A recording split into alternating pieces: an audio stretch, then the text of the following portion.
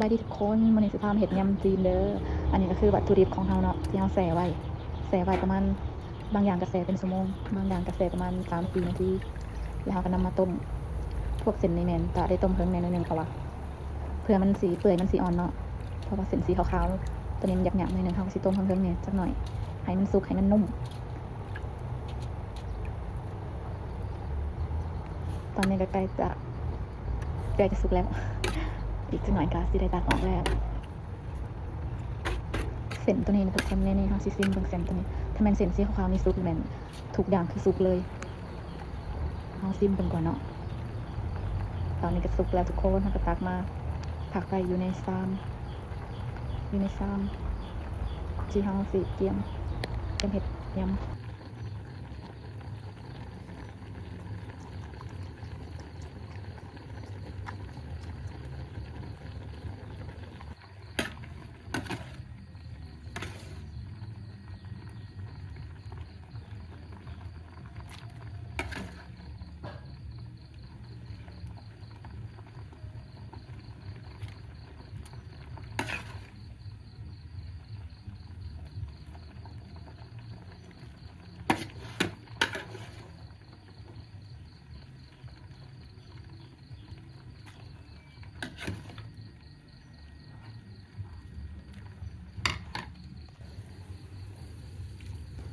ต่อมาก็สิเป็น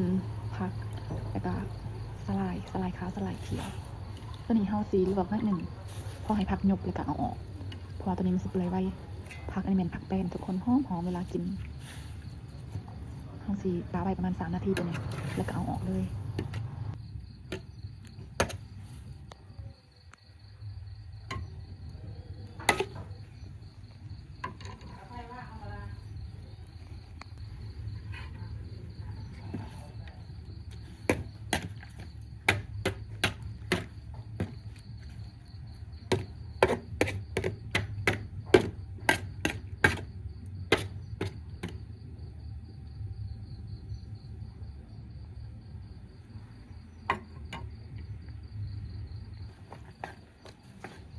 สุดท้ายสุดเฮาก็เอา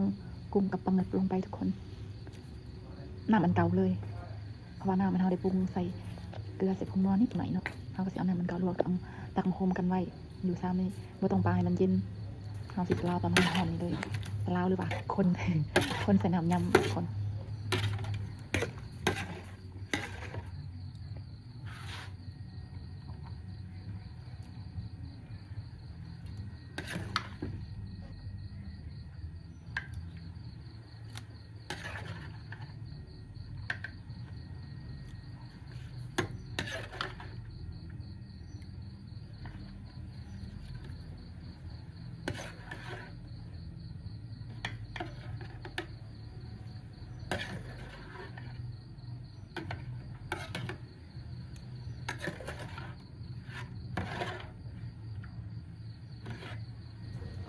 อันนี้หน้าตาน้ำยำของเฮายำจีนหรือว่า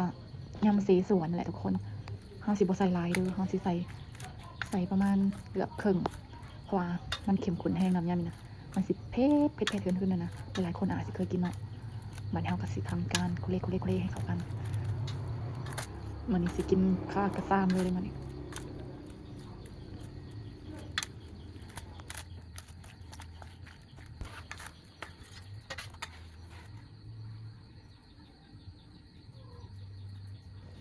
นี่ทุกคนหน้าตามันก็จะเป็นประมาณนี้อันมื้อนี้เฮาบ่ได้เฮ็ดเผ็ดหลายเนาะมาซิมเบิ่งกันเด้อ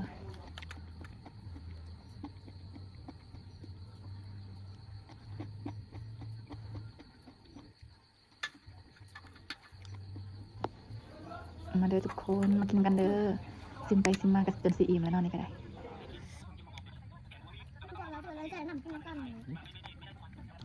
รสชาติมันสิเป็นประมาณเผ็ดขึ้นนะทุกคนอันอยู่ไทยนะสิเอิ้นว่ามาล่านี่แหละแต่ว่าอยู่ลาวนะสิเอิ้นว่าสีสวนหรือว่ายำจีนทุกคน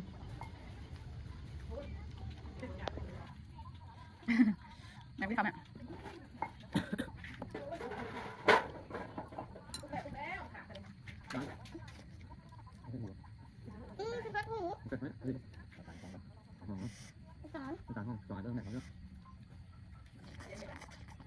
ไปที่อื่นไปที่อื่น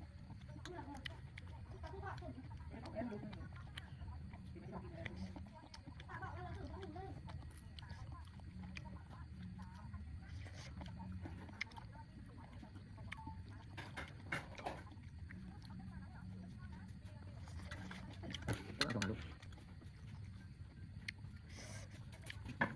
สามารถ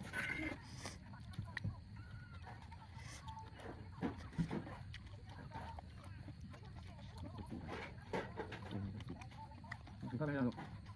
เดี๋ยวแล้ว นี่ปลา